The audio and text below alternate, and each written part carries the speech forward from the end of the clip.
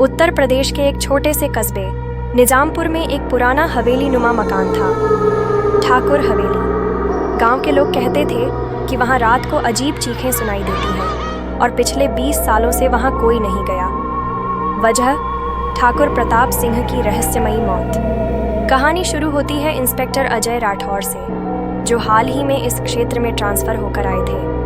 उन्हें एक रात एक गुमनाम कॉल आई, ठाकुर हवेली में किसी की हत्या होने वाली है, जाकर देखिए वरना देर हो जाएगी। अजय को लगा ये कोई शरारत है, लेकिन फिर भी उन्होंने 2 कांस्टेबलों को साथ लिया और रात के 11 बजे हवेली पहुंच गए। हवेली की हालत खस्ता हाल थी, दीवारों से सीलन टपक रही थी, खिड़कियां टूटी हुई थीं और हवा में सड़ांध की गंध थी। जैसे ही वो अंदर पहुंचे, उन्हें ऊपर की मंजिल से किसी के रोने की आवाज़ आई।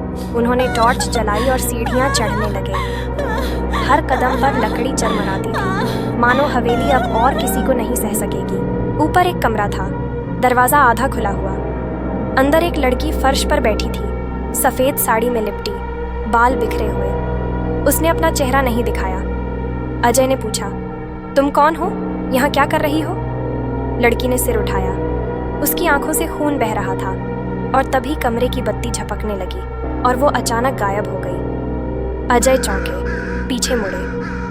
कांस्टेबल रमेश बेहोश पड़ा था और दीपक दीवार से चिपके हुए कांप रहे थे। सर, मैंने देखा। किसी ने रमेश के गले पर हाथ डाला, लेकिन वहां कोई था ही नहीं। अजय ने तुरंत पूरे घर की तलाशी शुरू की। बेसमेंट में एक भारी लकड़ी का दरवाजा मिला। दरवाजा खोलते ही सड़ांध का भयानक झोंका आया। अंदर एक छोटा सा कमरा था और उसकी दीवारों पर खून से कुछ लिखा था, सच कभी नहीं छिपता। वहां एक टूटी हुई कुर्सी और जंजीरें पड़ी थीं, जैसे किसी को बांध कर रखा गया हो।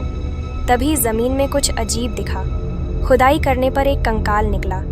हाथ में एक लॉकेट था, लॉकेट पर नाम खुदा था, राधिका।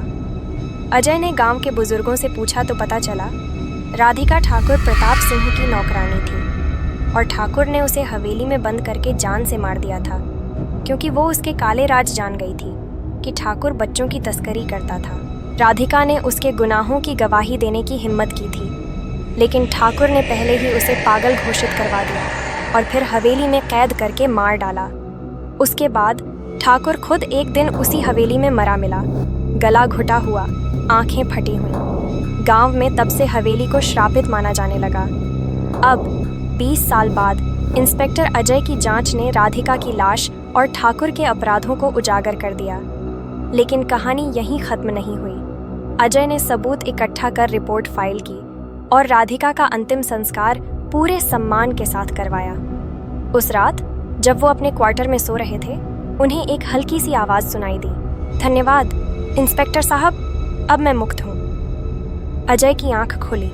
कमरे में हल्की सी सफ़ेद रोशनी थी और खिड़की पर वही लड़की खड़ी थी, मुस्कुराते हुए। अगले पल वो हवा में घुल गई और तब से हवेली में कोई आवाज़ नहीं आती। लेकिन जो गवाह थे, जो अपराध का सच जानते थे, वो अब अंधेरे से नहीं डरते, क्योंकि अंधेरे ने गवाही दे दी थी। तो दोस्तों, ये थी आज की डरावनी कहानी। क्या आपकी भी रूह कांप गई?